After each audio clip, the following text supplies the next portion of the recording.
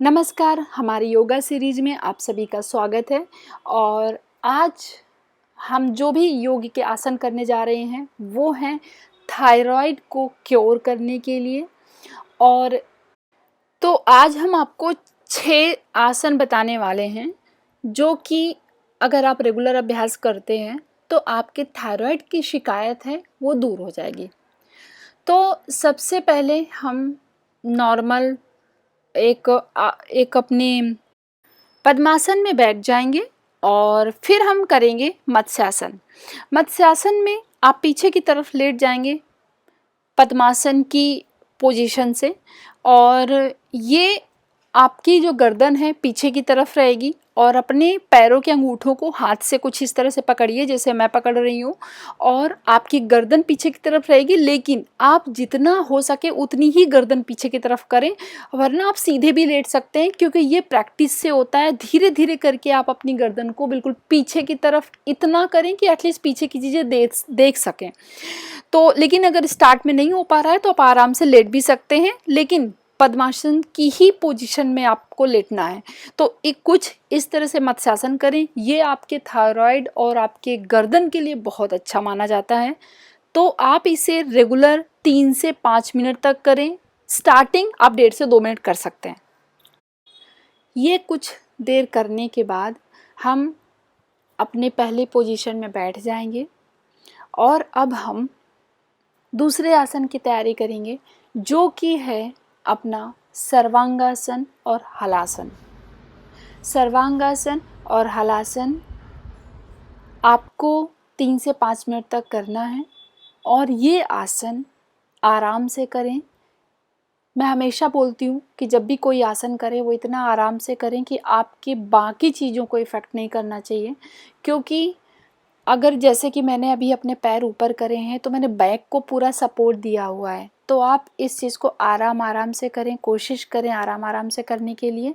जल्दबाजी में हमारे बैक पेन हो सकता है, तो इसलिए ये आसन आराम से करें। ये हमारे थायराइड के लिए बेहद आरामदायक माना जाता है। आपको मैं बता दूं कि ये जो आसन होता है ये बच्चों की हाइट के लिए बहुत अच्छा माना जाता है। तो अब हम करेंगे तीसरा आसन जो कि है सिंहासन।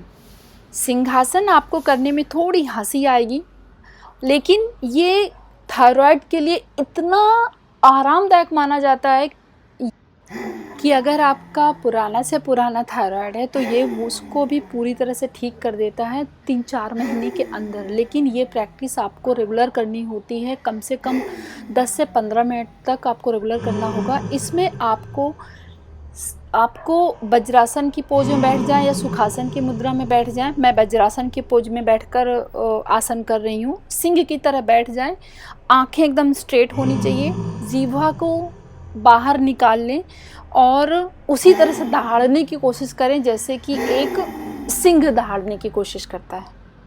तो इस तरह से आपका सिंहासन का जो आसन है वो किया जाता है।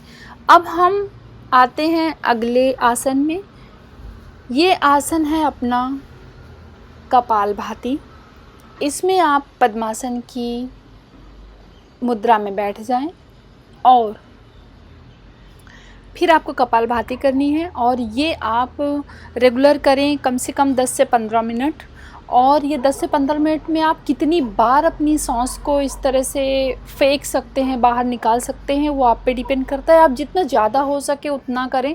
आप 100, 200, 500 टाइम्स भी कर सकते हैं, आप चाहें तो 1000 टाइम्स भी कर सकते हैं, डिपेंड ऑन यू। लेकिन कम से कम आप 15 मिनट तक तो इसको करें।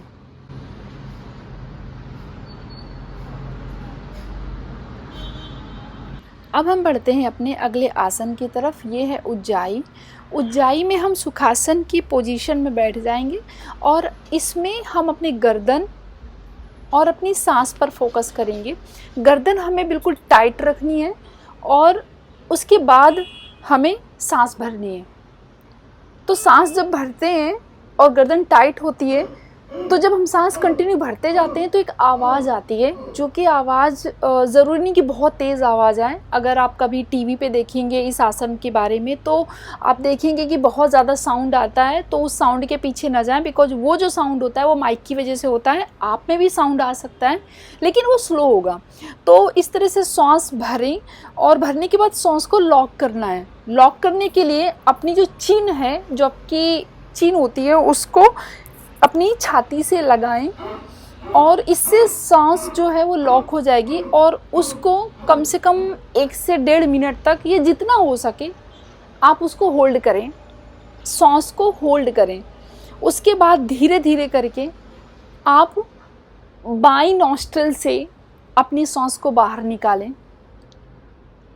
ये प्रोसेस आप कम से कम रेगुलर 2-3 बार तो करें ही करें।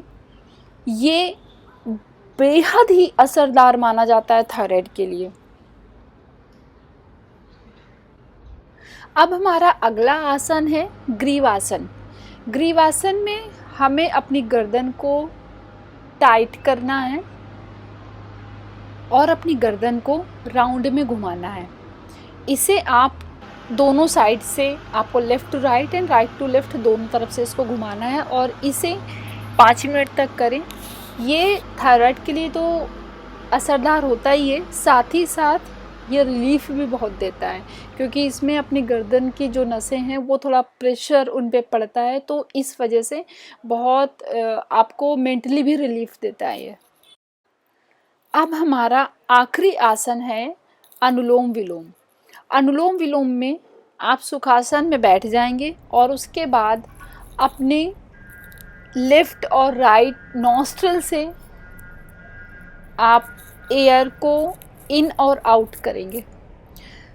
तो सबसे पहले जो हमारी सूर्य नाड़ी होती है और चंद्र नाड़ी होती है, कहते हैं राइट को सूर्य नाड़ी और राइट नॉस्ट्रिल को सूर्य नाड़ी और लेफ़्ट नॉस्ट्रिल को चंद्र नाड़ी बोला जाता है। तो पहले राइट से हवा भरें और लेफ़्ट से निकालें और लंबी सांस भरें और लंबी सांस निकालें। ठीक उसी तरह से लेफ़्ट से सांस को अंदर भरें और राइट से निकालें। तो ये आपको 15 मिनट तक करना है, 10 से 15 मिनट रेगुलर करना है। अनुलोम विलोम कपालभाति 10 से 15 मिनट रोज़ाना करें। साथ ही साथ आपका सिंहासन और उज्जाई 5 से 10 मिनट रोज़ाना करें। आपका थायराइड 3 से 4 महीने में आपको खुद ही पता चलेगा कि थायराइड से आपको कितनी राहत मिली है, और ये पूरी तरह से ठीक कर देगा।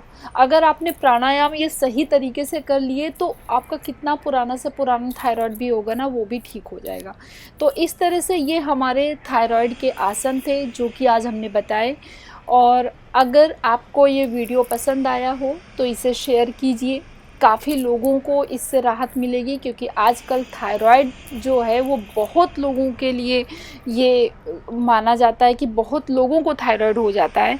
तो इसे लोगों को शेयर करें और आप रोज़ाना इसकी अभ्यास करें। हम आपको फिर से मिलते हैं अगले किसी योगासन के साथ।